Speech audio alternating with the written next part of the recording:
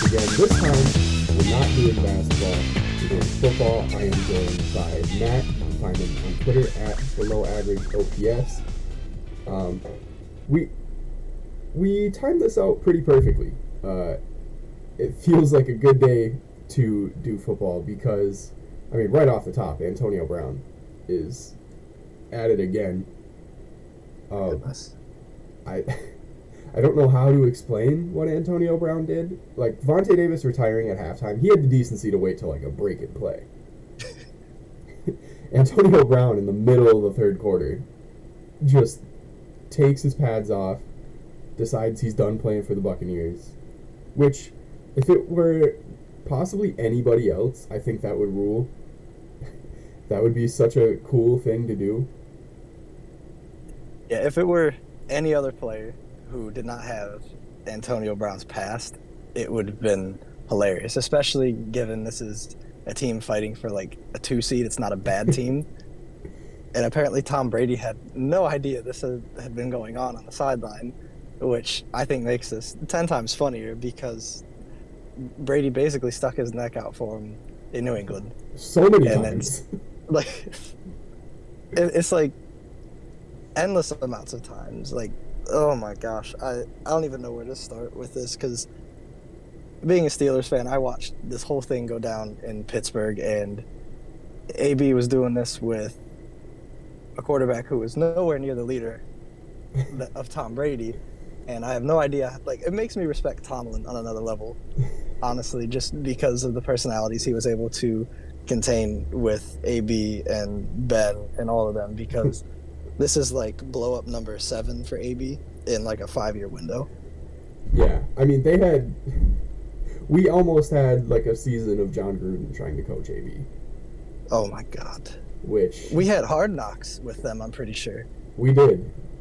It was. I mean, like, sometimes on Hard Knocks, I feel like people are putting it on for the camera. I did not feel that way with AB. No, that's just him. Like, this is a guy who day one in Pittsburgh was trying to pick fights with Troy Polamalu, and like people are wondering, like, oh, is it the perfect hit that did this to him? I was like, no, this has been him since day one. No, it's not new. Not at all. It's like retiring in the third quarter is so funny, especially when they were losing to the Jets at the time. Yeah, honestly, for them to come back and win that game just almost ruins it makes it. It really does, and it makes it kind of that much funnier though, with kind of everything that AB's been about for a while. It's like he's trying to go out with a bang, and then they end up winning the game, so he's going out with a whimper, and then he promotes a single on social media after the game, which I thought was hilarious. I don't know if it was real, but the picture of him like standing outside waiting for his ride is one of the funniest things I've ever seen. And especially like Bruce Arians clearly did not want to field questions about it in the post game because right away he was just like, oh, he doesn't play for us anymore. He wants to talk about the team. He wants to talk about the. Yeah, he wants to talk about playing a close game with the Jets, apparently. Which Tampa. But I do think. I think that picture was real. I think so too, and I really want it to be. So even if it wasn't, I'm gonna choose to say it was. Because there's a video that went viral with the guy who basically picked him up, and like he would pan into the back seat to AB, and it's like he's wearing the exact same thing he is in the picture. I'm like, gotta connect the dots a little bit. I'm like, I'm starting to think this was actually real. I love it. I don't love Antonio Brown, but the thought of taking off your pads and retiring in the third quarter is unbelievably funny. Especially the tweet that said security was ready to tackle him until they realized it was Antonio Brown. Oh my God. That, I wish they would have. I really wish they would have. Yeah, that would have been like pros versus Joes, a bunch of security guards trying to get Antonio Brown. Oh my God. I need to see that video. Like, we see ordinary, like, blackout drunk white guys in their 30s run on the field and make fools of security guards. I don't even want to think about what AB would have done to them. He would have routed them up. It would have been vicious. That would have been absolutely disgusting. Speaking of Tampa Bay, they are, I think, up to the 2 seed in the NFC. Yes, sir. Um, right behind Green Bay, unfortunately. Or no, actually, I believe the Rams have the tiebreaker over Tampa. Oh yeah, that's right. I forgot they Yeah, they so the had that Rams win would be the earlier in two the seed year. right now. So in the NFC, which is almost entirely set, it's Green Bay, LA, Tampa, Dallas, Arizona, San Francisco, and Philadelphia right now. San Francisco could still move out, and the Saints could get in. That would take San Francisco losing this week. I don't know who they play, and the Saints Ugh. winning, which just seems unlikely unless they play like Atlanta. Well, the Saints do play Atlanta, Well, and the 49ers play the Rams. So this is a huge week for that last spot in the I NFC don't think because of the matchups. are the Rams going to play any starters. I don't You think know, they can. that's a I don't think they can pass Green Bay. that's a good question because while they can't pass Green Bay, they have to win to stay in the 2 seed because Tampa Bay plays Carolina, which Yeah, is so they I will think be the playing only starters.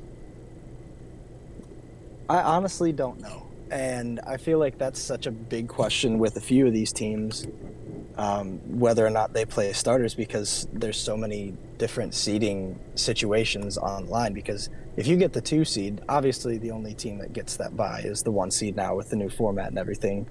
But if you get the 2 seed, you're basically guaranteeing yourself home field advantage until you play the 1 seed, which is a big deal for pretty much all of these teams because Yeah, Tampa Bay at home, they're lights out. I think the only team I know Dallas gave them problems at home, Dallas should have and had. obviously the Saints. Yeah, they definitely should have won that game. But the Saints, for whatever reason, give Brady fits. But they're Not in the they're playoffs, obviously a apparently. great team. Yeah, and I think that wasn't that game in New Orleans too last year. Yeah, Like it was rigged. That's all I gotta say. maybe. Um, yeah, so Green Bay is the one seed. Like, I think they're the first team ever to win 13 games back to back to back seasons, and That's insane.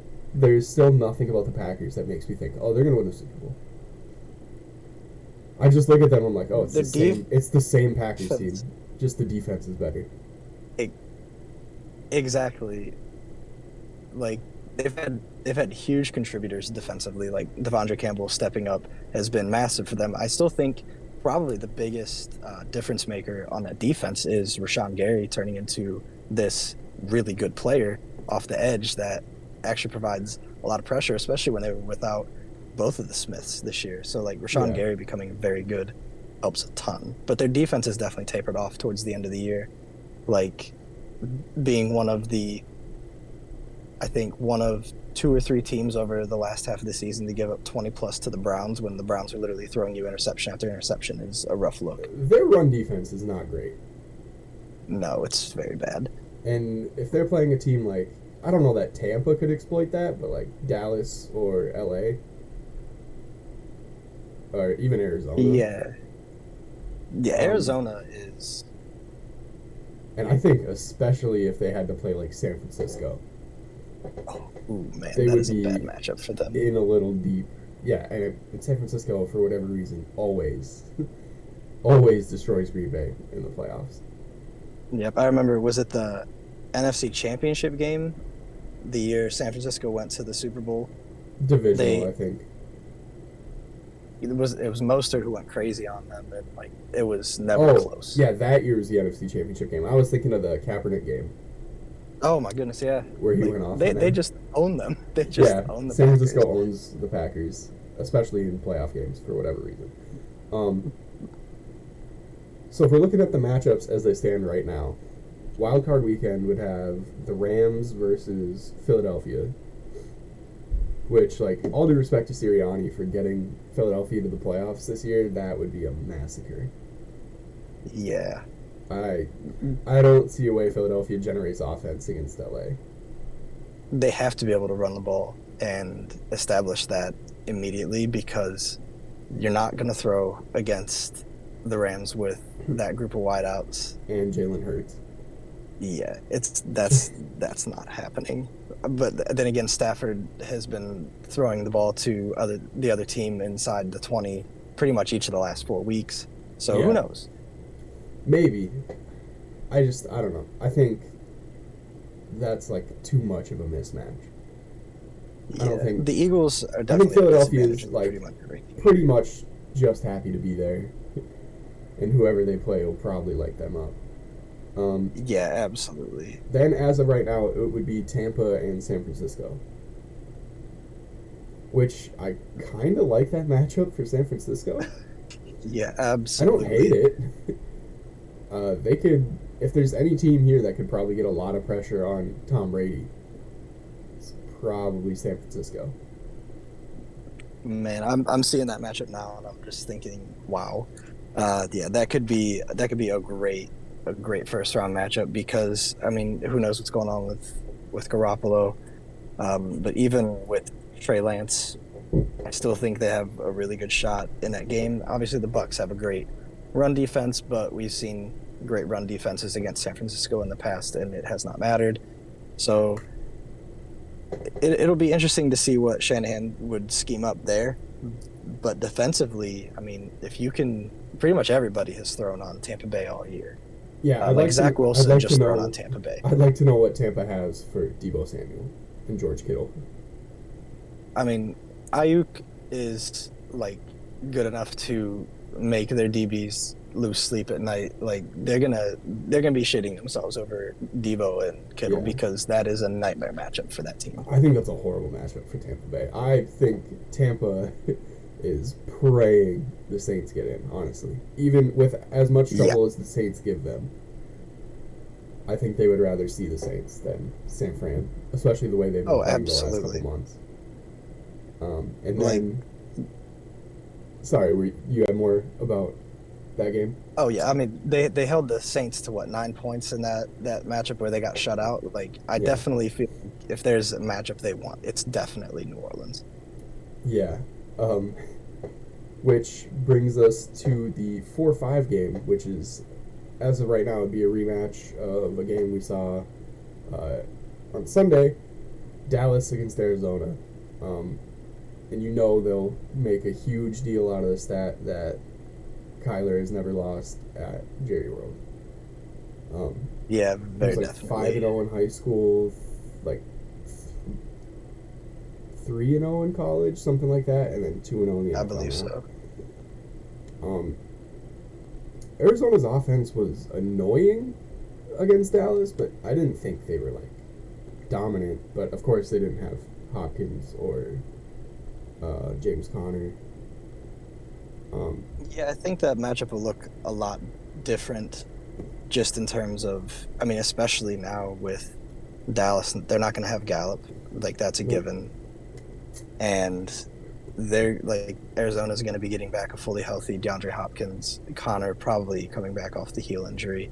And that's a huge deal in terms of matchups because if, I mean, who was the guy that had the 2 touchdowns yesterday for Arizona? Antoine Wesley. That would be So DeAndre Hopkins. yeah, Like, um, ugh, that matchup as a Cowboys fan, like I don't think there's any team in the NFC that should be better than the Cowboys. Like on paper, I think the I absolutely Cowboys agree with that are statement. probably the best roster in maybe the entire league. Like Yeah, I would definitely argue the whole league. they have what, like two All Pro linemen, three Pro Bowl receivers, like two backs that are good, one a quarterback who should be one of the best in the league, um, Yeah, he elite just D struggles to find line. the consistency. Yeah, I their offense over the last month, save for the game against Washington on Sunday night, like I don't know what has happened to it. Uh, Dak, since It's he came back from the calf injury, has just been like sailing throws all the time. They get yeah, called for penalties every time they make a decent play. There's a holding call. Feels like, yeah, I don't it know. felt like every time I looked at that game yesterday, so there was a penalty with Yeah, Dallas. Like, yeah. I was thinking this would maybe be the year for the Cowboys to finally like, oh, they'll finally like make a championship game, make some strides. But Ugh, 4 seed. That's it's gonna make it tough. Yeah, definitely. At least it gives you. uh, I mean, you touched on this before we started recording. Like home games in Jerry World, not that big of a deal. So even that one game of home field advantage, not that big of a deal. It seems. Yeah, I mean, I guess they've played what, like 4 home playoff games in my life, and Oh man, they won 2 of them. So I guess. Oh no, that's brutal. 5, and they won 3 because they beat Seattle in 2018. Oh, yep, that's right. So not a lot to base it off of, but I don't know. I thought the best they've played in a playoff game in my lifetime was basically the Des Cottick game in fucking Green Bay. So, Oh yeah, man. which of course Green Bay I was the think 1 seed. Um, like Lambeau, yes, it's a home field advantage, especially when the weather gets like that and Packers fans are loud and awful. But oh my god, unbearable. yeah, I live surrounded by them. I'm so sorry. I I just still don't. I don't know what it is about Green Bay. I never get the feeling that like, oh yeah, this is a Super Bowl team. No matter how good they are in the regular season, I'm always like, yeah, someone will beat them. I mean, that's exactly it. It's like I don't feel like they have ever truly had a roster in Aaron Rodgers' tenure there where I've just been like blown away by what they have on both sides of the ball. I think offensively, when they had like Jordy, Greg Jennings, um, Jermichael Finley, and like I think Donald Driver at the end of his career, and I think that it was. I'm honestly pretty sure it was like Eddie Lacy at running back. That's still probably the best offense, like in terms of talent we've Their seen Super Green Bowl Bay year, have. The Super Bowl year I think was that that was. Ryan Grant at running back? It, I think it was Ryan Grant, but mostly James Starks at that time. Oh, yep, man, they had a revolving door of running backs. Yeah, and it didn't matter. Like Aaron Rodgers is your quarterback. You can kind of have whoever back there. Exactly, and even still, like Rodgers is their quarterback, and they're on the verge of possibly winning what 40 games in LaFleur's first 3 seasons there, Yeah, and that's insane. But at the same time, you don't look at that team and go, "Wow, they are like I'm scared of them." I Nobody thinks that about them. The only reason that I'm scared people, of not getting calls against Green Bay. yeah, exactly, and whatever 12 is gonna do, Yeah, that's basically what you've got to worry about. like even with their defense playing well, I'm just like, look at their secondary. If they were to get like Jair back, that makes a big difference. Yeah, if they get Jair back, that is Because Russell that's a game Douglas has changer. 5 picks, and there's still nothing about him where I'm like, oh, I wouldn't throw at him. Like Yeah, I'll take C.D. Lamb cooking Russell Douglas all day. I feel like that game just I feel like that would be because if all the top seeds win, I'm pretty sure Dallas would play Green Bay second round, right? Yes, they would. So yeah, I feel like obviously not having Gallup that hurts, but overall, I feel like that's a pretty good matchup for Dallas. I don't hate it. Playing in the snow, maybe like if it was like snowy and windy, and then you have to Yeah, go to the run game. But even then, Green Bay's run offense hasn't been like spectacular this year. no, Aaron Jones has not gotten anything going on the ground, and I saw a stat today that AJ Dillon has like the third lowest percentage in all of the NFL in explosive runs. He's not It's fast.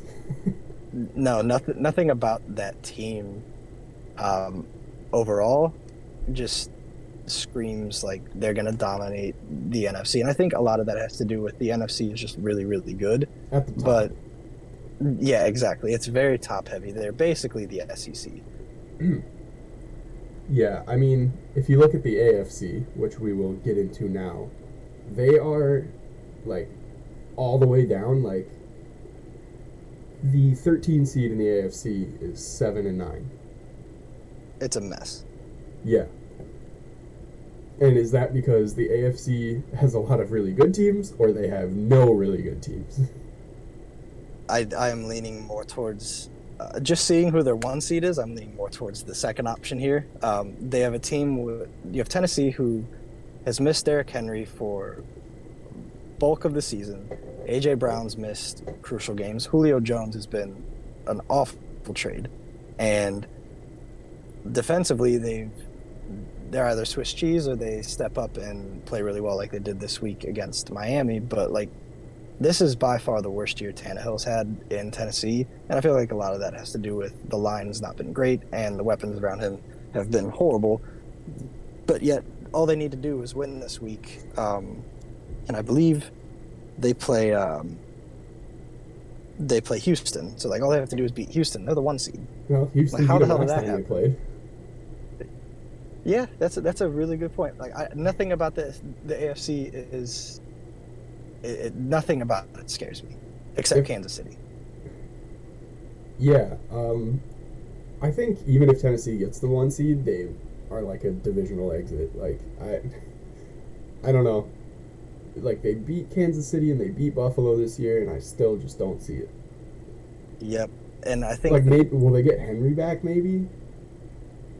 if they get Henry back, then I start to take them a little bit more seriously. And I mean, even the dominating performance they had on Sunday night against the Rams, so much of that was just self-inflicted on the Rams end, just Stafford giving them the ball, and I think 2 straight possessions. One was nearly a pick six.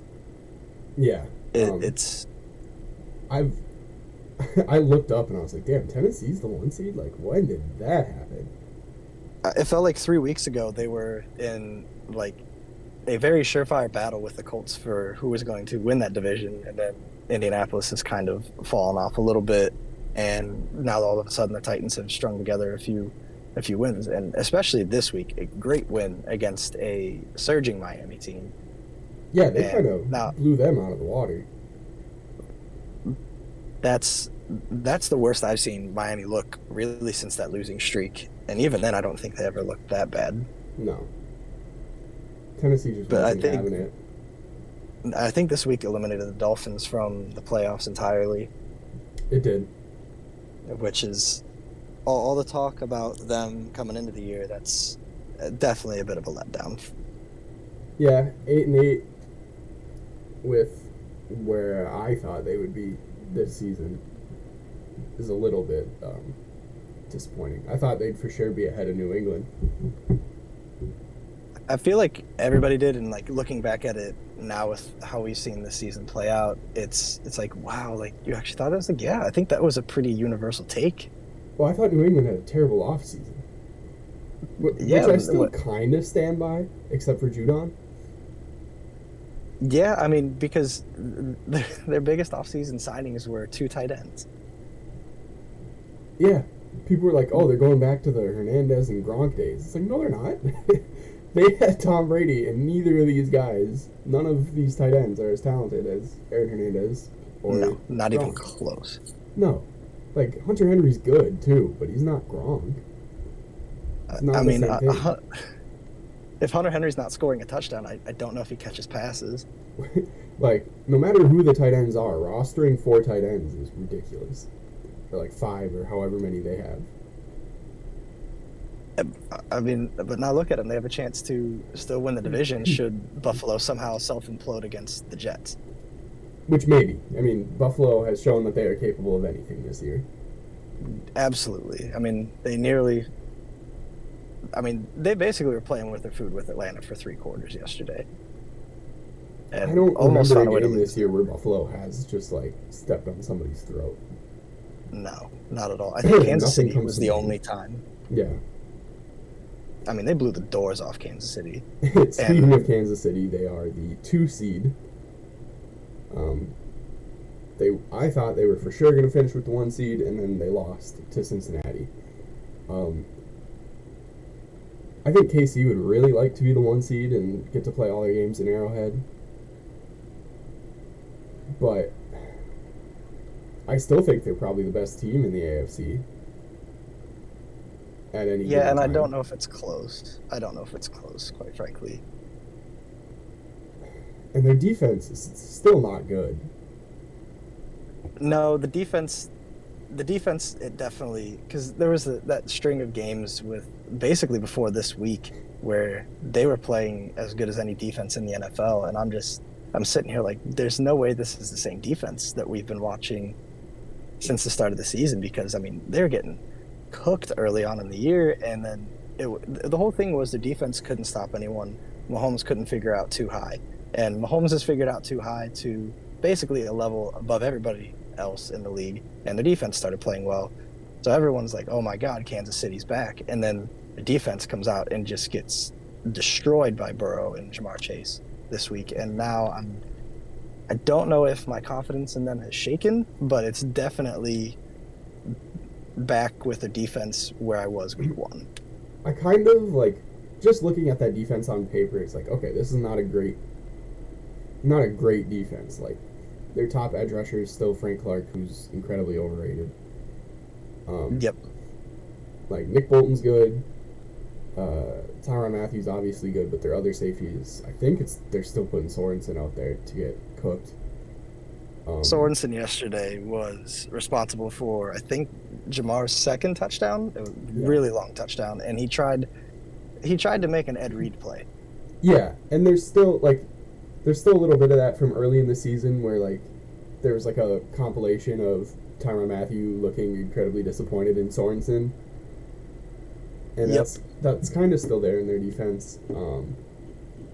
Chris Jones, he's not an edge rusher, but he's by far their best defensive lineman, one of the best in the league. Yeah, he's a beast. Yeah, but I don't know, their corners, I mean, L'Jarius Sneed's played well, but did not play well yesterday.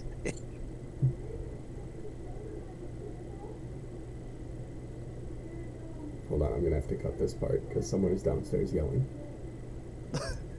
See, I was worried about that. Yeah. That's kind of why I dipped, because Carly has an 8-year-old brother, and we all know how that goes. Yeah. All right. We should be good now. All right, so we're talking about Kansas City's defense. Okay. I don't know if it's a personnel problem or when I watched the Bengals-Chiefs game, I was just thinking, like, why, after the first Jamar Chase touchdown, when Burrow threw to Chase in the end zone on, I think they just ran like a straight fly route, and they had man coverage. And I was like, did Spagnuolo not do anything about this? All you have to do is basically watch how anybody else earlier in the season gave them fits. Like, you have to at least give Jamar 2 guys. You have to. T. Higgins and Tyler Boyd will probably go off on you, but they won't turn whatever. It was like a 20-yard dig route that Jamar turned into an 80-yard touchdown for his first one. Let anyone else beat you. Anyone else. Yeah. I mean, it seems ridiculous to say about a rookie receiver, but Jamar is... I don't know if he's the best player on the Bengals, but he very well might be. It's either him or his quarterback, so... And exactly. I think Burrow the last couple weeks has a lot of people spewing a little bit of nonsense about him in terms of his placement in quarterback rankings, but he's played the best football at the perfect time of the year. And if he continues this momentum, my goodness, they are going to be a tough out. Similar to the Chiefs, I don't believe in their defense, but I believe in their defense a lot more than I believe in the Chiefs. I don't believe in Cincinnati's defense yet. I mean, they're starting Eli Apple at corner, which is going to be a problem in a playoff. Yeah, that's been a bad... Speaking from experience, that's been a bad move since college. Like, Eli Apple, no. What are we doing? Anyone in the Giants draft in the top 10, I don't want on my team. Yeah, exactly. That's a great point. If Dave Gettleman drafted... I don't even know if Gettleman was there for the Eli Apple pick, but if the Giants took them in the top 10, keep them off my team. Eric Flowers and Eli Apple. I hate to say it, but honestly, at this point, Saquon, too. Not to any fault of his own, but yeah. No, not at all. Like, if he could just stay healthy and be on any other team. Yeah, if he wasn't coached by Joe Judge, which right now we're talking about the playoffs. We will have time to slander the Giants in a future episode, trust me. Oh yeah, absolutely. And then as of right now, so Cincinnati's a 3 seed. They locked up the AFC North, which puts them way ahead of schedule, I think, for Oh yeah, a rebuild. absolutely. I mean, that's a team that was basically putting pieces together this year to build a line, like officially build a line for Burrow next year. And I feel like with them being this ahead of schedule, if they go out and God forbid they somehow get like one of the big names on the market, like they get a Scherfer, they get a Teron Armstead, holy shit, this team is going to be dangerous. And I think they probably got a little lucky with all of Baltimore's injuries. Yeah, very definitely. Like It's definitely been if a perfect Lamar's storm. playing, the division might look a little different. And I mean, this is a team that still gave up 41 to a clearly injured and very average Baker Mayfield without Odell. And they got beat by the Jets. Yeah. They have So- a loss to the Jets this season. So I think they're not the there Bengals this year yet. sum up the AFC. They might win a playoff game though. I wouldn't put that past them. Honestly, I would probably, just based on who they would play right now, oof. It'd be Indianapolis. Yeah. I don't think they beat KC a second time if it comes to that. I don't either, and I feel like the biggest reason for that is because there's no shot they play that game at home.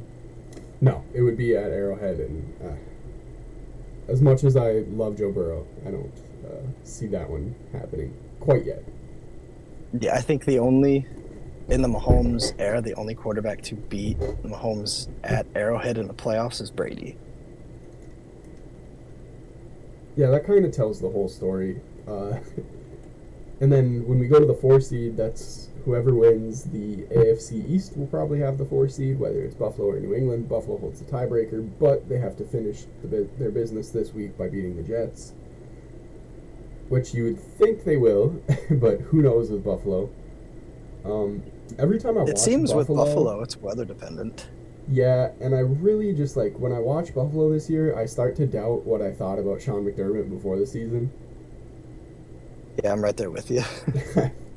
not much of a fan of how he's run Bills this year.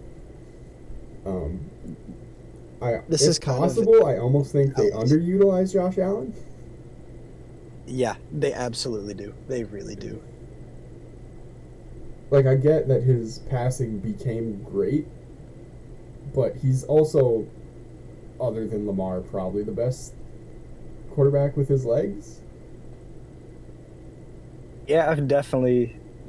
I mean, just the game yesterday, I think he had their He had first two rushing touchdowns, scores. and they were both designed runs, and I was like, finally, Jesus. He's 6'5", like he's basically, if you put Big Ben on the proper diet coming out of college, he is that size with freakish athleticism. Yeah, he's actually fast. Like Like Get this Daniel, guy if out, Daniel though. Jones was good, you would get Josh Yeah. Allen. That's basically. And I don't know, they can't run the ball at all with Singletary or Zach Moss, which I haven't watched the Bills enough to know if like, oh, maybe they're bad backs. I think probably their O-line is just not great. I definitely think it's a combo of both. Yeah, and I don't know. You could run a whole offense through Josh Allen, which they try to do. But I feel like it should be more effective than it is when you have a player like that. Which he still does some like first 2 years Josh Allen stuff. Like some of his picks are not great. Oh yeah, absolutely. The And I ones feel like yesterday were the tip He's had one some- was fine, but a couple of them not very good. he has had some throws this year. Like the second game against New England is probably my favorite game a quarterback has played this year. Like just some of the throws he was making that you're like, okay, he's covered to where he's throwing that there and he puts it in the perfect place. He absolutely dominated the Patriots the second time around, and now they're in a situation. Oh, sorry. but they're in a situation. I see them very similar to how I see the Cowboys. They're very frustrating because they should be a lot better than they are, Yeah. and yet they continue to struggle. They struggle with bad teams, which to Dallas's credit, they didn't even struggle with Atlanta the way Buffalo did. But again, in the snow, I'll cut them some slack. Yeah. But that's still an AFC team that I don't know how to feel about them. It's like you don't want to play them in the playoffs, but at the same time, you don't mind pulling that matchup just because of how they've underperformed most of the season. And if I'm looking at the top 4 seeds, I probably believe in their defense more than anybody else's there. Yeah, I think in terms of those top 4, it does suck that they're without Tre'Davious, Yeah. which is obviously a huge blow. But like Buffalo's defense had been playing really, really well, but they've not played anybody. I feel like that was the biggest thing for so many people was let's actually see them against a legitimate team. And Kansas City, I think, is the only one of the few legit offenses they've played this year, and they played them very, very well. Yeah, they destroyed Kansas City. That was I was going to say that was my favorite Josh Allen game this year. Because he would just step up and just launch laser beams to whoever. Like, I think he threw like a deep ball to Dawson Knox in that game that was just like perfect. Oh yeah, yep, I remember that now. Like he's so money, but then there's games where he's not at all. Yeah, the old Josh Allen kind of leaks out because when everyone thought Josh Allen was going to be a bust, I don't think you could say we were wrong. Because he was bad for 2 years. There's a guy coming up here like straight up riding his tractor behind my car right now. Oklahoma is a magical place. I can't believe what I'm witnessing right now. So Buffalo will get the 4 seed if they win this week. If they lose and New England wins, then the Patriots will be the 4 seed, which I have no idea what to make of the Patriots. I think still they're don't think they're definitely very the biggest good. winners. No, I don't either. I do not believe in them at all.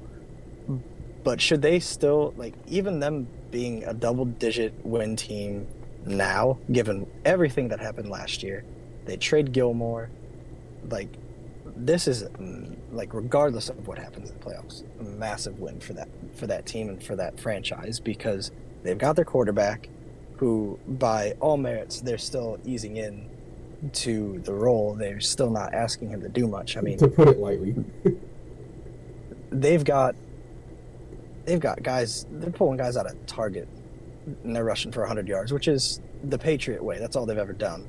Yeah. Silas Gray, shout out to you. What's his name? Jonas? Oh yeah, it was Jonas Gray. Yeah, I don't know who I was thinking. 4 touchdown game on Sunday Night Football. And then got cut because he was late to practice. Good for him. Yep, he had his amazing peak in the league. Yep, for one night. But Judon has been amazing for them. Yeah. And I definitely feel like he should get some serious All-Pro consideration, but I don't think he will just because of the position he plays. Yeah. I mean, that All-Pro is already, like, it's Garrett, T.J. Watt, like, all those guys. It's a fight for second team, which I think he could definitely make a case for. Yeah. Him and, like, Hassan Reddick. Yep, very definitely. The Patriots, I don't know. Their offense is, like, we're going to get to a playoff game and they're going to put up, like, 4 points somehow. Like, I don't see it with it. Their defense is good. And you could say, like, oh, they're ahead of schedule. This is a big win for New England. I still don't think they draft very well. No, they do not. And I still don't love their offseason. And I haven't loved New England offseason in a while. So I don't know. I don't know if this is leading to anything. Or if it's just, like, biding time until we see if Miami can pull their shit together and get better than New England. You know, that's a really good point because Miami on paper should be better than this team, but Miami they're nowhere drafts near. a lot better than New England does. In That's my a fact. opinion. Miami's draft this past year, like they got some Waddle's studs in a that home draft. run. Jalen Phillips is really good. Yep. And yet here they are, 8-8, still below the Patriots. And I Miami will not be discussed in depth here because they didn't make the playoffs, but I still believe in Brian Flores. I do too. He And played a I think lot of that losing streak with Jacoby Brissett at quarterback. exactly. I'm not the biggest believer in Tua, but I firmly believe he is significantly better than Jacoby Brissett. He's not a top 10 quarterback or anything, but he's like a step above like a Teddy Bridgewater. Yeah, exactly. Now, if you figure out how to stop an RPO against the Dolphins, you have beaten the Dolphins. Absolutely. And their offense isn't scary at all. No, not even a I little. think they're one of the only teams that could really benefit from like a really good running back. Oh, most definitely. Because Myles Gaskin is just like kind of there. I don't I am consider him praying a for a playmaker. day where Tony Pollard, Don't do this. just give Tony Pollard a chance somewhere. Don't do this to a Cowboys fan because I'm so sorry. they're going to try so hard this offseason to get out from under Zeke's contract, and it's not going to work. No, I don't. They have I so don't many think that people will to ever pay, work. it's absurd. They have to pay Randy Gregory. They have to pay J-Ron Curse. Gallup's probably gone, unless his price tag goes way down with the injury. So we'll That's see. the. I feel so bad for Gallup. So do I. That sucks. Ugh. Right now, this is where playoff spots get up for grabs. The wild card, none of the wild cards in the AFC except for New England or Buffalo are clinched. Indianapolis right now holds the 6th seed at 9-7. Let's see. They're probably winning in. Yeah, so I have it right here. Indianapolis is win and they're in, or they need losses from Pittsburgh, Baltimore, and the Chargers, excuse me. But yeah, basically win and they're in, and the Chargers Raiders matchup on Sunday night is incredibly Yeah, juicy. that's straight up winning in. Yep. Like that And is the a tie beautiful goes thing to right the there. Chargers, I believe. Yes. So the Colts are winning in, and they are going to Jacksonville. I like their chances. Jacksonville is They calling kind them a of rolled sneaking over. ship at This will be Trevor Lawrence's best game of his career, guarantee it. He's gonna play incredibly, and they will have a shootout. Honestly, you're probably right. I almost guarantee that Trevor Lawrence is gonna show the hell out in this game. I so badly, obviously, like doing this on the morning of Steelers Browns. I don't know how tonight's going to go, but should the Steelers find a way to win, the Colts have to lose. So I am going to like the closest sporting goods store, buying a Trevor Lawrence jersey. I got your back, man. Like, let's go. Fuck Urban Meyer. Let's go. Yeah, I think Trevor is gonna go off, and Urban Meyer is gonna fucking roll in his grave. Like I don't know why. Like last game of the year, Trevor has to show something. I think he'll probably play great, and then that game will be way closer than Colts fans deserve. That's a fact. That is. And then as we got into the last wild card spot, if the Colts win, will be between the Chargers and the Raiders, who play on Sunday Night Football. I think everyone wants the Chargers to get it, like except Raiders fans. Yeah, I definitely. I just think it's because Herbert's so much fun. Yeah, that whole team. Like any other year, given everything that's happened with the Raiders this year, any other year, everybody is pulling for the Raiders because holy shit, has that team been through a lot this year. You have Gruden, like the emails leaking with Gruden, Henry Ruggs. Yeah. It has been a tumultuous time to be on that team, and yet here they are. They've somehow salvaged a season to the point where they have a chance to win in Week 18, and they're in. So overall, I don't really know if there is. It's honestly hard to pick a team to root for. If Justin Herbert were the quarterback of the Chargers, I honestly think I'm just, for the sake of memes, hoping for another Chargers collapse. But I want Herbert to win. Yeah, because that team is awesome. and win or lose, like whether they get in or not, I kind of feel like this Raiders team is going to get blown up in the offseason. Very I definitely. think they're going to look a lot different next year. Like, I don't know if Derek This Carr is is, still playing quarterback. I just, I honestly see a situation where Derek Carr is possibly in black and gold next year. As much as I hate to say it, but maybe. I I mean, Derek can't. Carr's fine. I just can't see him still in a Raiders uniform. I think even if they make the playoffs, I don't know how the Raiders don't look at this season and then like do like a full factory reset on the team. Like There's like three guys I they keep haven't had a around. good draft in like 10 years. It's been so long. They draft by far them and the Giants are the worst teams in the league in the draft. They've Um, reached on two Ohio State corners and just make me look like a dumbass. Like, what are we doing taking Gary on Conley and Damon Arnett this early? Damon What are Arnett we? wasn't good in college. He wasn't. Like, No, I just don't understand. I was like, did you? I when Mayock and or Gruden made that pick, I was like, do you watch film? Like Damon Arnett was not a good player in college. Even he was like No. complete. He was dragging that Ohio State defense back.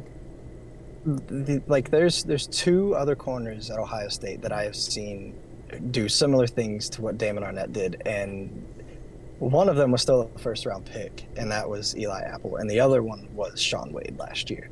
And you kind of look at it, and at least teams had the common sense to let Sean Wade fall, but like the other Yeah, two, there's no excuse for that.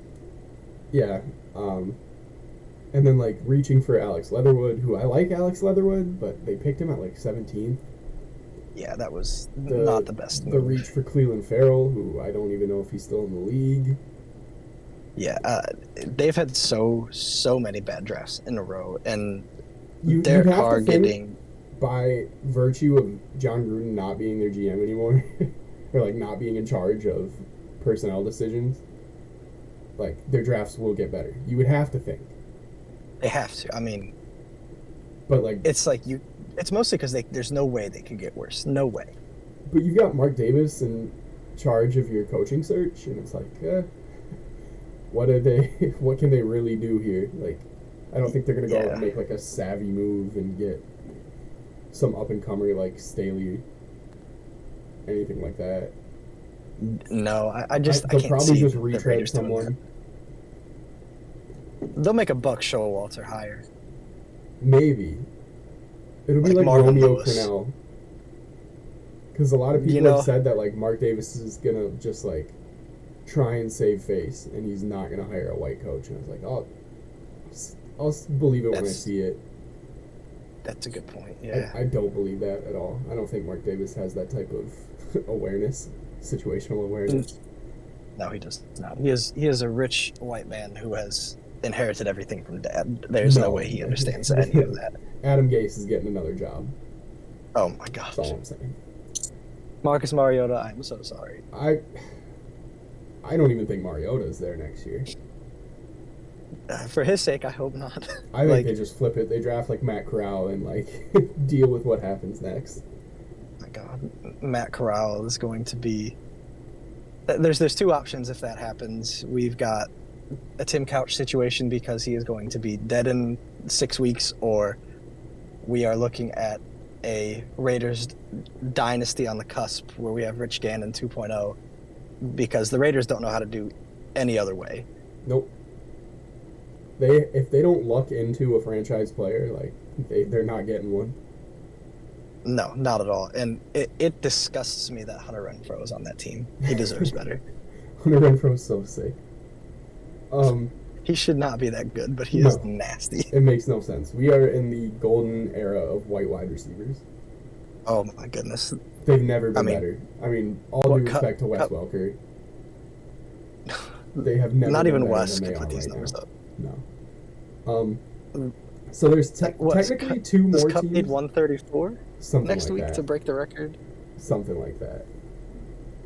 Crazy. Technically, there are still two more AFC teams that are not eliminated. It's Pittsburgh and Baltimore. They need a Colts loss, and then they play each other. And if Pittsburgh loses to Cleveland tonight, as we're recording this, they're done, right? Yeah, if Pittsburgh loses tonight, the season's over. And if Pittsburgh loses tonight, we are possibly looking at the first time in the Mike Tomlin era that a Steelers team finishes below 500.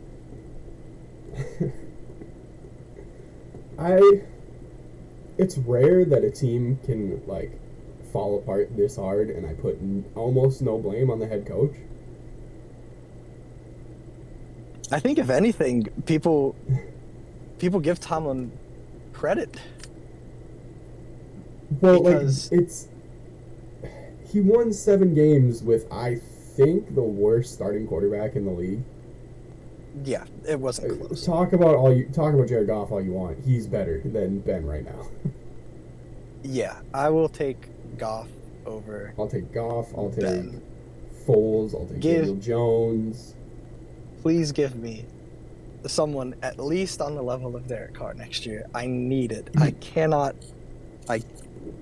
fathom another year with a Ben type quarterback under center. I'll take a rookie, but please put a line in front of this. Like Najee, I think he's like in a top 5 roughly in yards from scrimmage this year. He also leads the NFL in touches. And this is all with a line where Kendrick Green and Dan Moore Jr. get meaningful snaps. That can't happen. They're gonna kill Najee. He is. They're going to do to him what LSU did to Fournette, or honestly what the Steelers did to Le'Veon, because I think Le'Veon had over 400 touches one of his last years there, and obviously Le'Veon can't hardly move at this point in his career. Yeah. It's strange to watch a Pittsburgh team where the players are so unlikable. Usually I just don't like Pittsburgh because it's Pittsburgh. If I was a Steelers fan, I would not like this team at all. I cannot stand half of the people on this team that are supposed to be good. I hate Juju. I don't like any of these players. I like Najee Harris and Deontay Johnson. Yep. I don't like anybody else on the team. The thing about Juju is so... I don't even hate him because he's so frustrating. He does so much good in the community around Pittsburgh. He is an amazing human being. But he is by far the most unlikely. Actually, Claypool, I think, has taken over that mantle after the antics he's pulled this year. You have not... dude, you haven't even gotten to 900 yards in a 17-game season yet. Please. Stop. It's got to stop. Deontay goes about his business quietly and has all but corrected his problems with drops. Yeah, it helps you. Deontay Johnson not being an asshole helps you, get past it if he messes up. Every time Claypool makes a mistake, everyone is like, man, fuck this guy. And I need points out of Claypool tonight for my fantasy championship, so I have every right to be pissed off at him even more if something bad happens with him tonight. I cannot stand him at all. And then the other team that could technically still get in is Baltimore. Not going to happen, I don't think. So Baltimore needs so much to happen to clinch. They need Indianapolis to lose. They have to beat Pittsburgh. Yep, they have to get... I think Cleveland has to lose tonight. Cleveland's out already. Oh yeah, Cleveland's out already, so no, that's not true at all. But they need a Chargers loss. That's a lot to have happen. Yeah, and I feel bad for Baltimore this year because it's kind of a throwaway year, and it's just because of injuries. Yeah, exactly. I mean, they're down anybody who's most of their defense. No Lamar, 4 running backs out by preseason. Dobbins tore his Achilles the last week of August. I mean, they can't catch a break. No, they've been hurt pretty brutally by injuries, and I think John Harbaugh's done a good job with what he has. They lost to the Packers by 1. They lost to somebody else by 1. They lost to Pittsburgh. Oh, Pittsburgh by 1. They lost to the Rams by 1 yesterday. And 2 of those games, it's literally if they get and people we'll and this is not a rant I want to get into now about analytics and people being hindsight on them, but like if they get either of those 2-point conversions, they're sitting pretty right now. They were both the right decision. Um, I agree wholeheartedly. you try to, especially the Tyler Huntley against Green Bay one. What, are you going to go to overtime with Aaron Rodgers? Right. I mean, and Huntley has played very, very well. Huntley's not bad at all. No, and he fits that offense incredibly. And they get Lamar back healthy, I think this week, I believe. But if Probably not, too little, then, too late with all the help they need. Exactly. I can still see a Colts loss happening, but they have to get so much. I feel it sucks. I feel bad for them. I could fully see Indianapolis losing to Jacksonville. 100%. That's just something Carson Wentz would do. It's going one of two ways in that game, and they're either going to lose in a catastrophic way because of Wentz, and then their defense can't stop anybody for whatever reason, or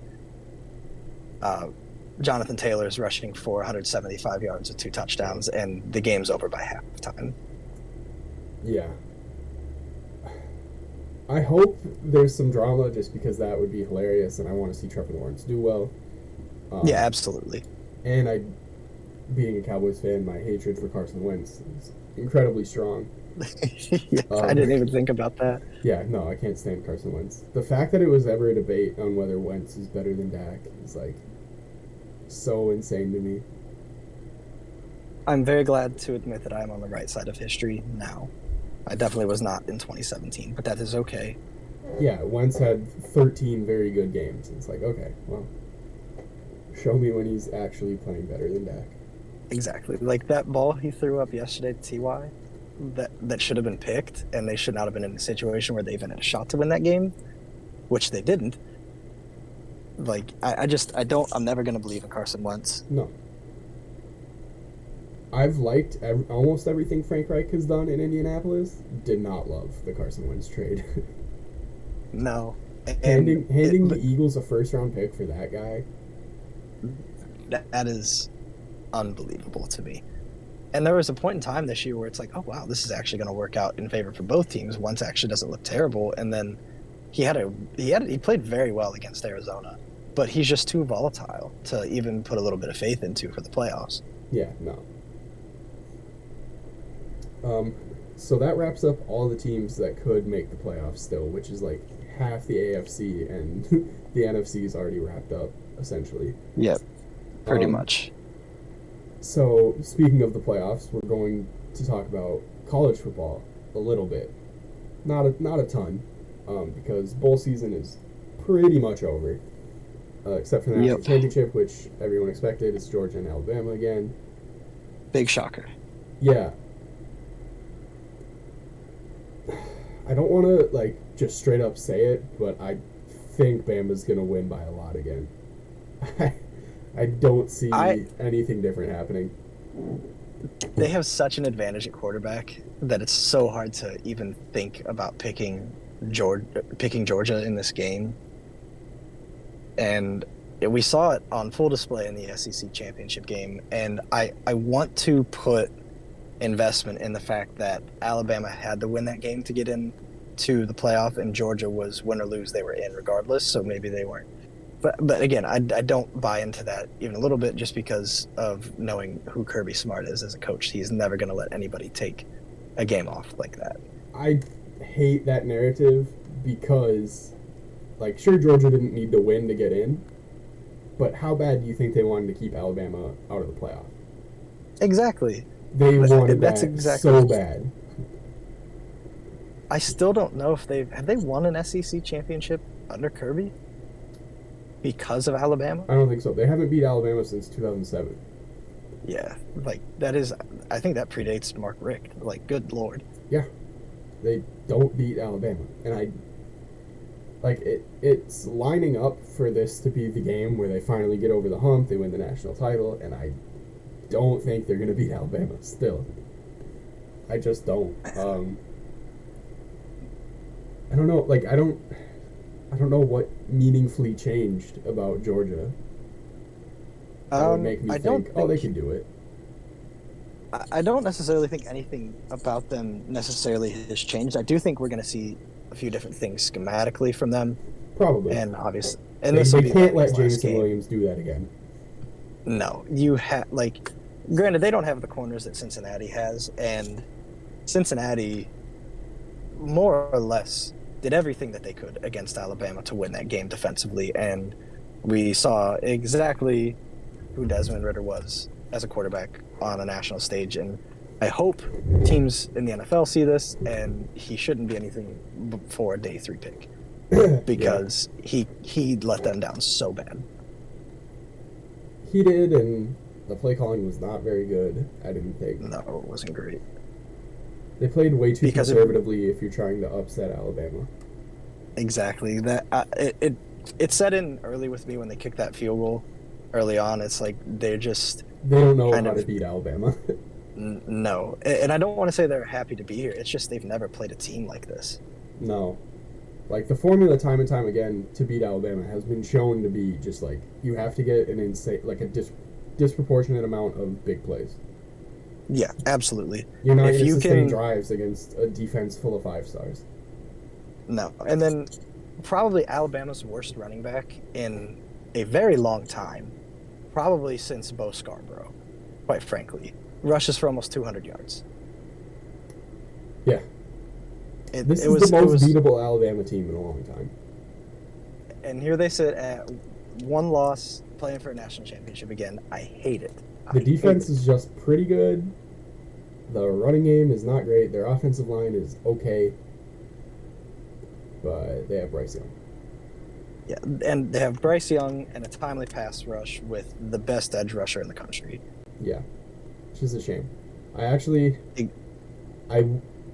think Michigan would have fared better against Alabama. I agree. That's a much better matchup. I think they could run all over it. I mean, Florida did it. Yeah. Florida ran like crazy against Alabama. And Florida hangs their hat on running the ball, and they can't throw. And Alabama was just begging them to throw, and they still ran the ball right down. They had no reason to throw. They were moving the ball at will. And Auburn shut off Alabama's offense for pretty much a whole game. Yep. I don't know. This is, I think, the worst Bama team since, Jake Coker was playing quarterback. Yeah, and even then they had insane defenses. Yeah, and didn't that team have Derrick Henry? Yeah, I'm pretty sure he won the Heisman that year. Yeah, so there you go. As far as the rest of the bowl season, it's hard to take anything away from it. I like to take bowl games as they are, but I don't see them as any type of predictive measure for anything. With players opting out and stuff, it's hard to maybe individual player performances, but on a team-wide basis, I don't think we learned anything about Ohio State that we didn't know about them. Yeah, exactly. Their defense is bad. C.J. Stroud and their wide receivers are very good. Yep, and everything with that team is going to change defensively because they're bringing in Knowles from Oklahoma State, and he's going to completely shift the scheme. There's guys leaving, there's guys coming in. There's a bunch of different faces are going to be up there.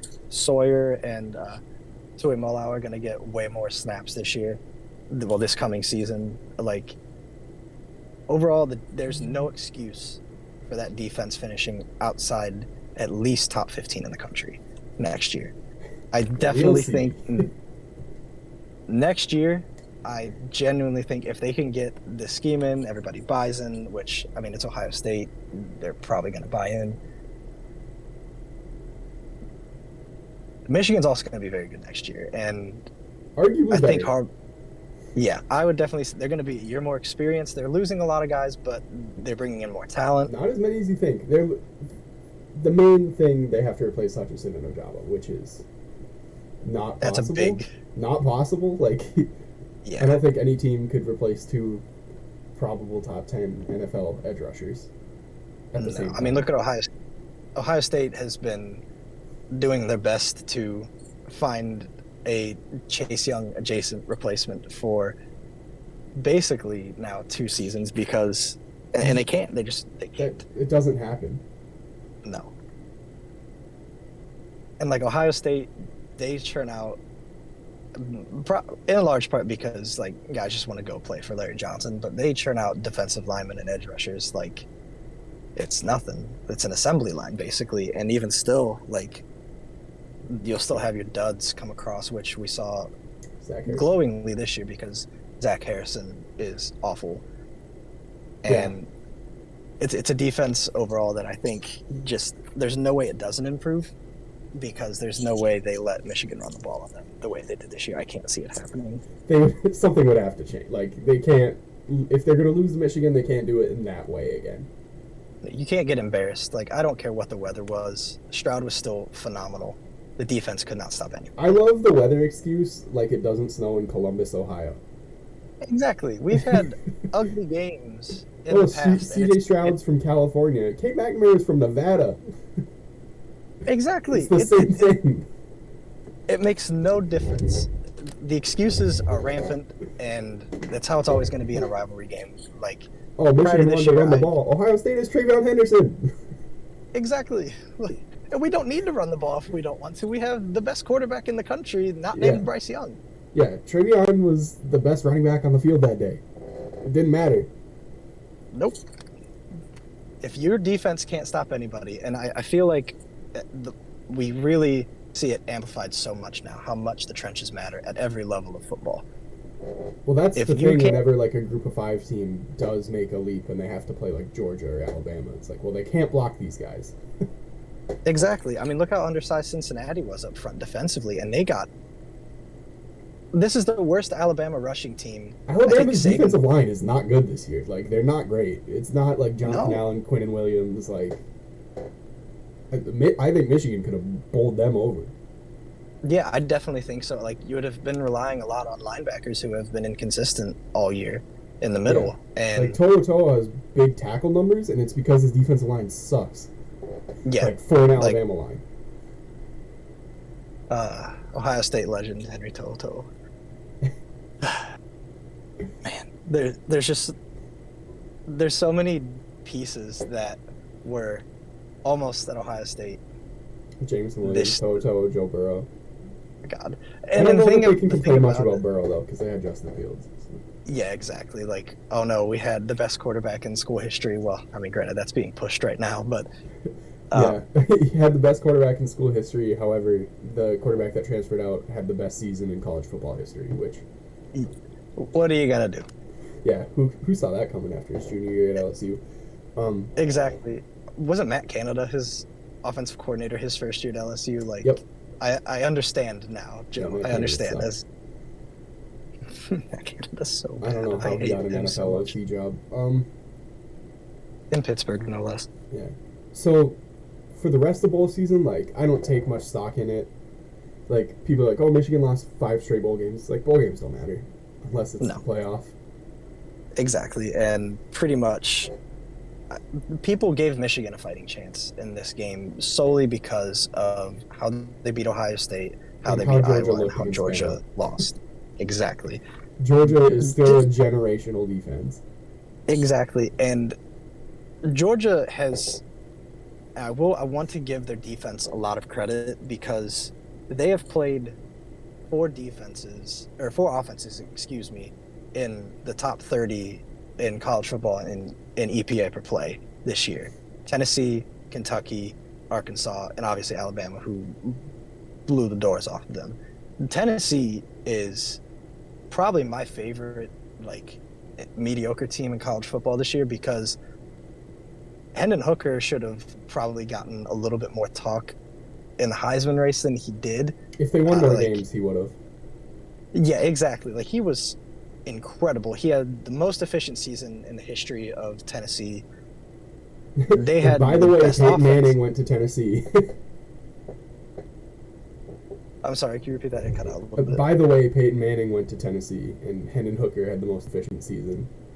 Yeah, exactly. Like, he was unbelievable. And this is their first year under Josh Heupel. Like, it can only go up from here, you would think, because he's done a great job wherever he's at. He had Drew Lock at Missouri getting drafted in the 2nd round. the guy's incredible. The offenses he had at UCF were unbelievable, and it's all because of how fast they go. The pace that they play at is so fast. And it gave Georgia some problems, and it also, I think, kind of laid a little bit of a blueprint for what Alabama had to do to beat them, because as good as Tennessee's offense was, they're not putting out a Heisman winner at quarterback. They're not putting out these 5 stars at wideout, or Jamison Williams, John Mechie, like these legitimate first, second day picks. And I feel like that's the only thing that gave Georgia fits. But when Michigan tried to do it, they got bottled up. And if they can put a concerted effort to stop anything on the outside against Alabama, I think they're going to be okay. This will be a little bit more of a competitive game, I think. I think it'll be more competitive, but I lean towards Alabama is more likely to replicate what they did the first time than Georgia is to stop it to the point that they can score enough to win. Exactly. And I think Jimbo this year is the first time Saban had ever lost to an old assistant, which is insane. So, if you're going to bet on history, in the SEC are old Saban assistants. Exactly. If you're going to bet on history, err on the side of Nick Saban. But I wanted to touch on some really awesome performances and some really awesome games in the bowls, just because I don't think they're ever going to get any level of recognition because of the era of college football we're in. So the Cure Bowl, which was one of the first bowl games, Coastal Carolina, they beat Northern Illinois 47-41. Grayson McCall caps off a historic season. I think he set every efficiency record that you could in terms of quarterback play in FBS history. He throws for 315 yards, 4 touchdowns. Our old friend Rocky Lombardi was quarterbacking for Northern Illinois. They stayed in the game until the end. It was an awesome game. Northern Illinois is one of my favorite teams in the country this year because by any meaningful metric, they should have been like 3-9. Yep. And they won like all their games. Just unbelievable. Their point differential, I think, might have been negative because they lost to Michigan by 53. Yeah, it was negative. Yeah. And there was over 1,000 combined yards in this game. Like, this is what I want from bowl games. I watched the end of it, and I remember Lombardi scrambling and fumbling to almost cost them the game, but then they ended up getting the ball back somehow. Oh my god! That was where the Coastal player tackled his own teammate to try and get him to stop advancing the fumble, even though there was 3 minutes left, and advancing that fumble was a perfectly good idea. It was incredible. That game ruled. We can't talk about bowl season without shouting out Bailey Zappi. Yeah, breaking every record. He was literally the next I had.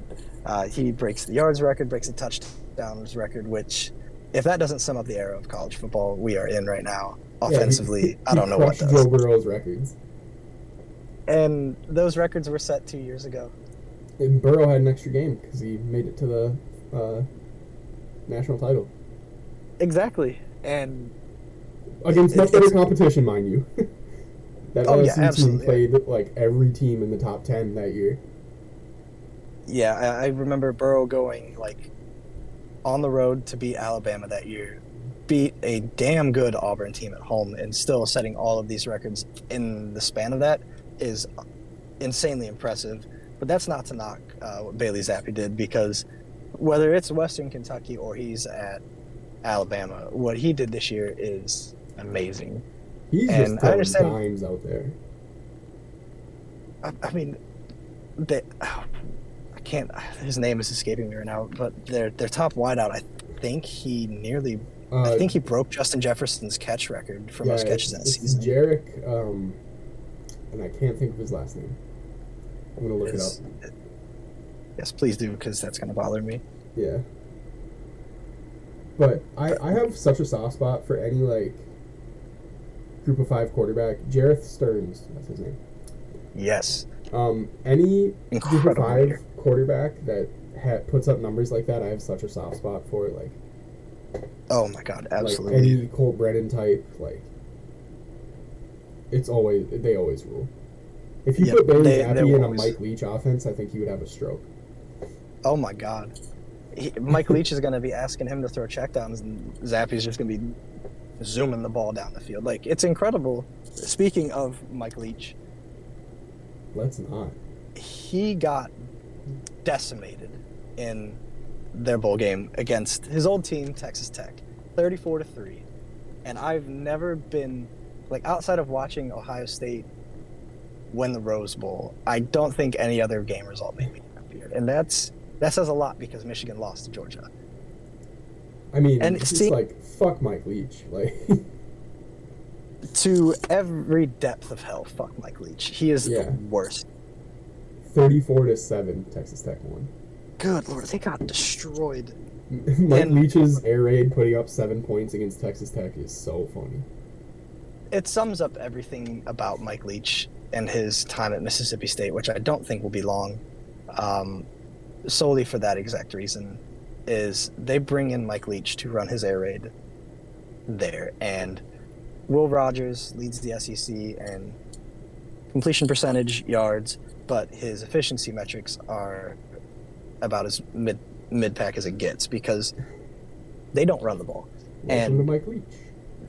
Yeah, it epitomizes Mike Leach. Like, you've got teams like Alabama and Georgia and Tennessee, Kentucky. Like, Kentucky to a lesser extent, they're way more reliant on their running game, but that had done both to a very, very high level this year offensively, and they're bringing in this guy to run a one-dimensional offense in the most, in terms of defense, the best conference in the country, and it's not close. And I don't understand that move.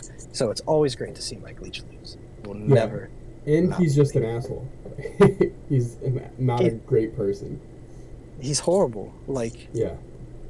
There's some rotten people in college football, and having dealt with Urban Meyer for a while, Mike Leach is like right up there. Yeah. Despicable person. If he had more success, people would know. Yep. One last thing I wanted to touch on real quick. Houston beat Auburn 17-13. Not a good Auburn team. No, Auburn. Like, what has happened? Let's make that clear that Auburn is bad. But anytime a group of 5 team beats an SEC team, it's, I don't know. It feels good, I guess. It's pretty awesome. Yeah. Yeah.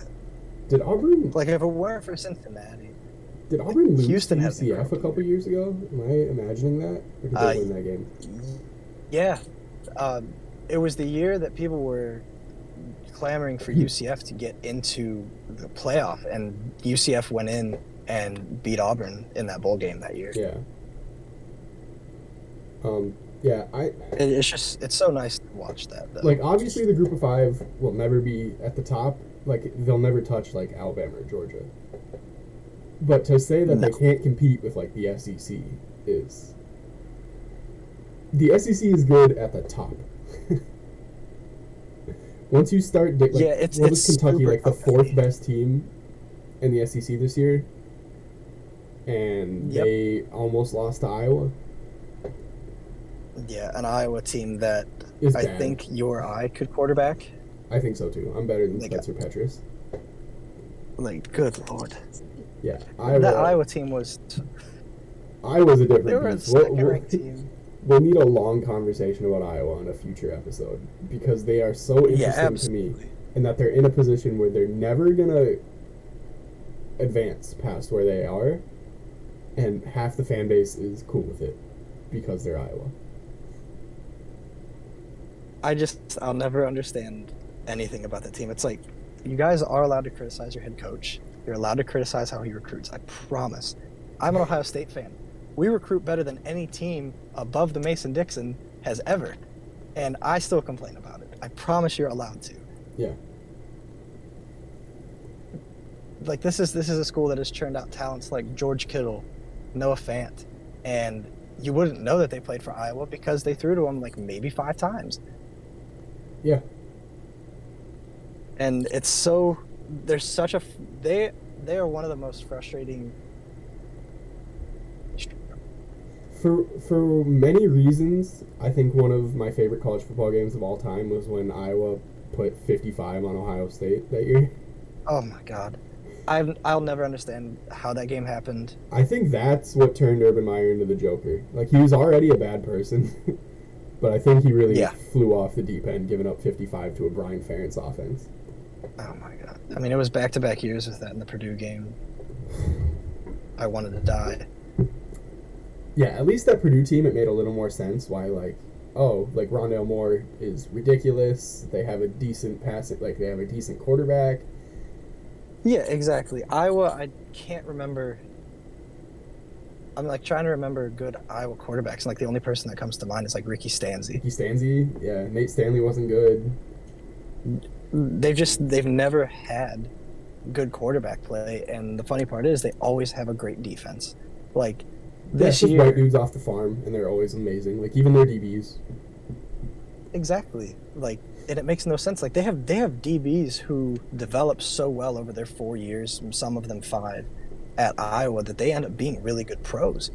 It's just I don't understand offensively. Like they were going into the Big Ten championship game, and obviously it probably has gotten worse because they got destroyed by Michigan. They were 117th in offensive efficiency in the country. There's no way you should be 117th in offensive efficiency as an 11-win Big Ten school playing for a conference championship. That should be illegal.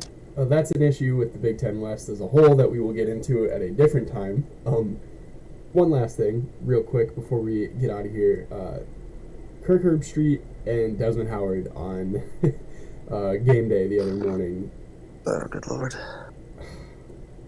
At first, I just saw the Herbstreit video, and I was like, oh, look at this fucking dork, this fucking idiot making Ohio State look bad. And then I saw Desmond Howard, and it's like...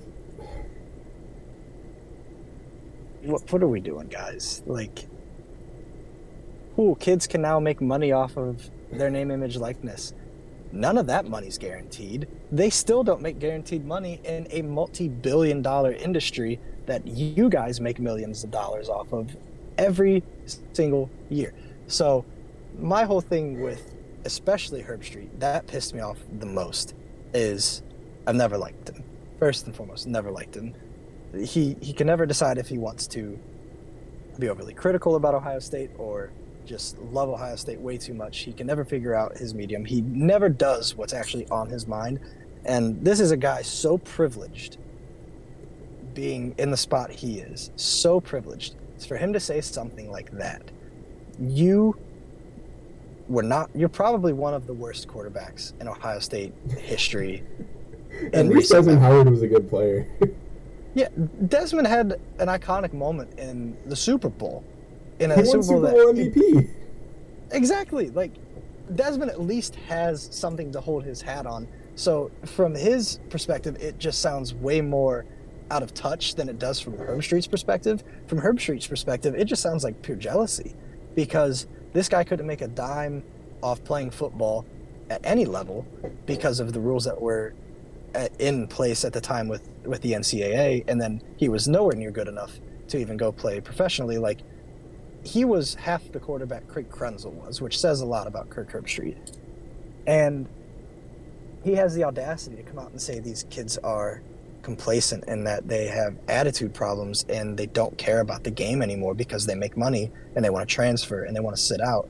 It's like, he has never been put in a situation where generational wealth was on the line versus playing in like the Citrus Bowl against Kansas State for bragging rights for like a week, and then everybody forgets about that game. Like, it just comes off so disingenuous for him to say something like that about these kids who like cool, I get star players, they're making more money off NIL. Like, Texas has a huge program now with NIL with linemen, but for the most part, a lot of these kids aren't making that level of money. There's still no guaranteed money in the sport. David Ojabo makes no money off NIL and cannot make money off NIL because he's not an American citizen. That is insane. They sell his jersey. He told them they could sell his jersey at the Emden with his name on it, but he cannot make any money off it. That is unbelievable. Which is like, That's it's terrible. probably going to cost Michigan another year of Ojabo at school. He's probably going to the NFL. And I don't get paid. You're the only player on your team in college. It's not allowed. So that's unbelievable. And then was it UCF who had the kicker like a few years back who chose to go full time into YouTube Yeah, because he's much richer now than he would be kicking in the NFL. exactly. He's like a multi-millionaire. And he does so much for the game at the high school level in terms of getting like these talents exposed to a national audience because his platform is so big. He made such a great career decision, but he wouldn't have had to had he actually been able to profit off of what he was doing in college. And yet here's Kirk Herbstreit, a guy who makes millions from ESPN, basically paid his kid's way into Clemson to sit on the bench for Dabo, talking about these kids don't love the game. Like, dude, your kids probably don't love the game, let alone maybe you. That's probably too far. But they're sitting on a bench for Dabo Swinney because you paid their way onto the field, while a lot of these kids just they're elite level talents who are playing college football at an insanely high level. And you're going to tell me, because you got coaches flipping every year. You have Lincoln Riley basically leaving in the middle of the night after getting beat in the Big 12 championship game for USC, and then you're telling me because coaches can do that, players can't. He basically was saying the transfer portal's bad, kids can't make money off themselves. Basically just wants this overarching, it sounds horrible. Like there's comparisons to be made, but I think they would be a little extreme. But it just sounds terrible the way he words everything. Like he's so out of touch. It's ridiculous. It's not to say that, like, oh, they don't care about their team, they don't care about the game. No, they don't care about the Dr. Pepper Student Tuition Bowl. Yeah, exactly. Like, nobody's ever opted out of a playoff game. Yep. And there have been plenty of people who would have been within their rights to do so. The Aiden Hutchinson. All right, okay. On that note, to hear it from Herbstreit and Desmond Howard, it's like, what are we doing here? Like, did Lincoln Riley get this kind of criticism for just up and leaving? Like, everyone is not Bob Stoops. Everyone does not love their school to that level. Exactly. Which Bob Stoops coming back and coaching Oklahoma one more time, and destroying Oregon was amazing. That was awesome. Yeah. Like that was probably one of my favorite moments of bowl season. For sure. I like Bob Stoops a lot, actually. Yeah, Bob Stoops rules. Like he deserves way more flowers than I think he gets. Yeah. I think solely for the fact that he made Landry Jones look competent. Better than competent. He retired with like all the NCAA records, didn't he? Yeah, I think so. Like he had at least one NCAA passing record when he left. But oh, very definitely. Yeah, it's hard for me to like stomach college football media saying stuff like that, and not just like, obviously there's gonna be media members that are assholes, but that on College Game Day.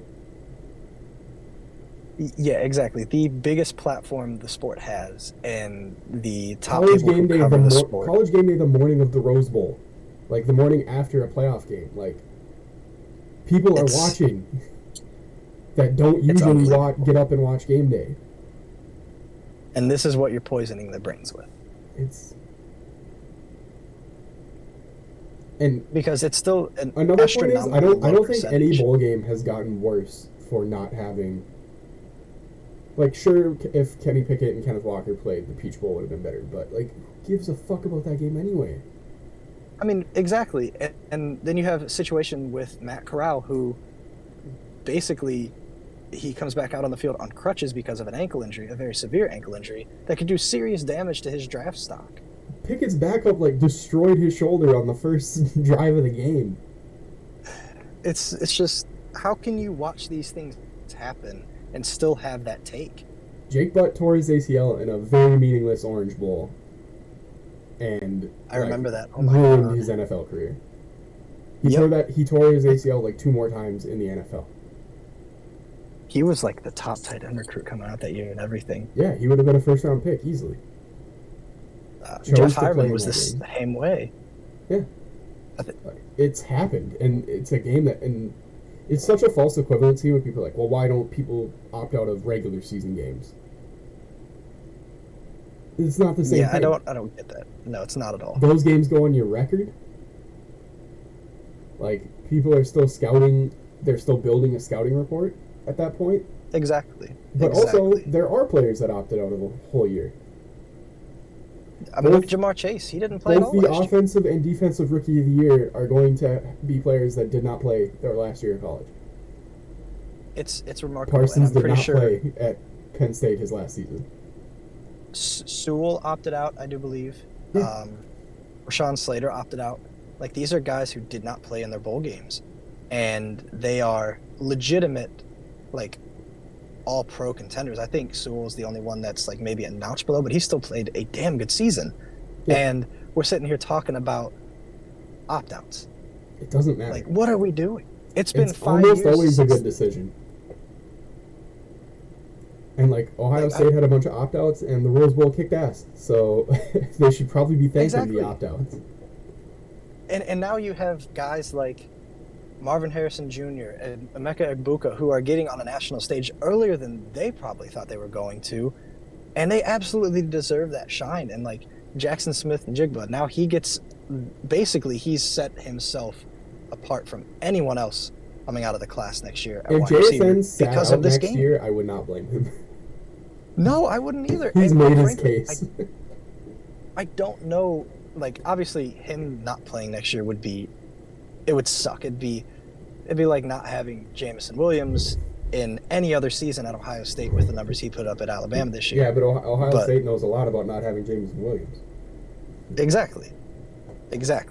And quite frankly, you look at the numbers JSN put up in the Rose Bowl, and you look at what Garrett Wilson did this year. You look at what Olave has done the last really 3 years, and you're like, where does he fit into that offense? Like, if Jamison Williams was not able to transfer, we are not talking about him as one of the first 2 or 3 wide receivers taken off the board in the first round at all.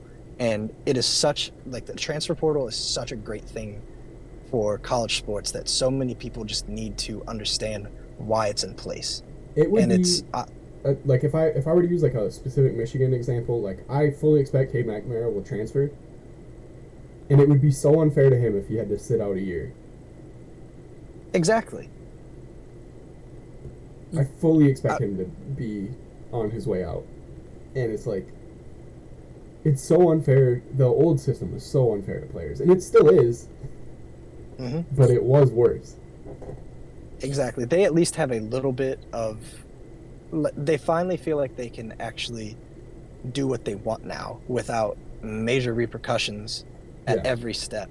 And I feel like that's the only thing that NIL and the transfer portal have improved is players actually have like a sliver of freedom within the constraints of the NCAA. And I mean, look at other players who have benefited so much from the portal. Justin Fields and Joe Burrow come to mind right away. And if you give NIL and the portal another like 2 to 3 years, I think the parity in college football is going to even out a lot. Absolutely. I mean, A&M just pulled the #1 class, and they don't have to worry about getting like the Ole Miss death penalty because it's legal. Exactly. And Ole Miss just put in $350 million into a new program they're introducing within their sports, basically to upgrade basically all of their training facilities, their venues and things like that, but also to pay players. It's very obvious what they're doing here. Yeah. And as long as you've got Lane Kiffin, why the hell not? You're going to be good. Yeah. Like, the thing... I don't want to dive too far into this because we're going to wrap up this episode real quick. Yep. It's going to even it out among, like, the second tier of programs. Because the first tier is, like, Georgia, Alabama. Clemson was there. I don't think they are anymore. Ohio State. But now for, like, a USC, Oklahoma, Texas, Michigan, A&M, like, that tier of program, they will be able to get at least close to Alabama and Georgia's level. I mean, Absolutely. Texas, like, And you're guaranteed $50,000 if you play on the O-line at Texas. That's incredible. I love that so and it's much. going to make every other team that wants a lineman step their game up. Exactly. And you're going to see kids actually having to sit down and think about their futures, because from a financial standpoint, that is, because it doesn't just have to be, hey, let's spend 3 or 4 years here, and if I'm lucky, get money illegally that might come back to bite me in the ass in 5 to 10 years and hope I can get into the NFL. It's like, no, now I can make money off myself. There's deals in place where I can make money. Like, yeah, I mean, the landscape of the game is going to change. Quinn Ewers left Ohio State because his NIL deal required him to play a certain amount of games next year.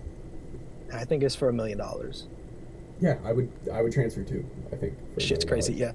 I am the biggest diehard Ohio State fan. I would leave in a heartbeat. If Michigan offered me $1 million to transfer from Ohio State to go there, and I was guaranteed to start 8 games, I'm doing it in a heartbeat. I'm apologizing to my dad, saying, sorry, go blue, I'm out. Yeah, I mean, Texas is doing NIL right, and I think once NIL and the portal can level out talent on the teams, it'll come down a lot more to like in-game coaching. In-game coaching in college football will matter a lot more than it does right now. Thank goodness too. Nick Saban has Bill O'Brien as his OC, and he's going to win another natty. So exactly. I mean, God, he I think took we're close to a the step end down. of this like dark age of parity. I pray we are. I think we're pretty close. And the top programs are going to I'm stay not at the top asking except for Clemson 2007. because Dabo's an asshole. Yep, and he doesn't want any of this. As long as he is in the past, they are going to suffer mightily from it. Yeah, they're getting their asses kicked for recruits by Michigan, which shouldn't happen at Clemson. No. And it's virtually happened over the span of a year. Less than that. This isn't a long process. They got like a transfer flip that was down between Michigan and Clemson, and they got a Clemson decommit when nobody decommits from Clemson to flip to Michigan over in the last 3 weeks. And the center from Virginia, who everybody basically knew this guy was going to enter the portal. Yep. And you look at Michigan and you look at Harbaugh, and like it viscerally pains me to say this, they're trending up probably more than many other teams in the country because of how they're doing everything business-wise. Texas is the same way. Michigan's NIL is actually kind of lacking compared to other programs. Yeah, they are a bit behind. They gotta, and they're still as of right now. I mean, it's very early in the cycle, but as of right now in 2023, they have a top 5 class, and like there's a 4-star linebacker from Florida that his final 2 was Michigan and Georgia, and he picked Michigan. Whew. Man, the win over Ohio State did a lot. Making the playoff did a lot for the recruiting. It's honestly so crazy to look at Ohio State, like recruiting wise, and like, yeah, Michigan's they're fighting their way back to and where actually Penn these are going to be battled. Penn State's still ahead of Michigan in recruiting. And they will never scare me. Nope, I'm sorry. Not as long as James Franklin's coaching them. Because it's exactly what you touched on when it comes down to actual coaching, the X's and O's. When you have teams that are on this level playing field of recruitment, he gets outcoached every game. Almost always, yeah. I mean, Brett Bielema got him this year. So I think that tells us. That is not a sentence I ever thought I'd heard in my life. And on that note of James Franklin slander, which is always a good place to end, I think absolutely we're going to wrap up this episode. We will be back. Obviously, NFL playoffs are coming. We're going to do, I mean, we'd like to do baseball episodes, but there's really nothing to talk about right now. Yeah, it's pretty dead at the moment. Obvious labor issues. So we'll be back for NFL once the NFL playoffs start kicking up, and then there's always going to be college football news all year. That never dies. Of course. So we'll be back. Thank you for listening, sticking with us for this 1.5-hour long episode. And we will see you next time.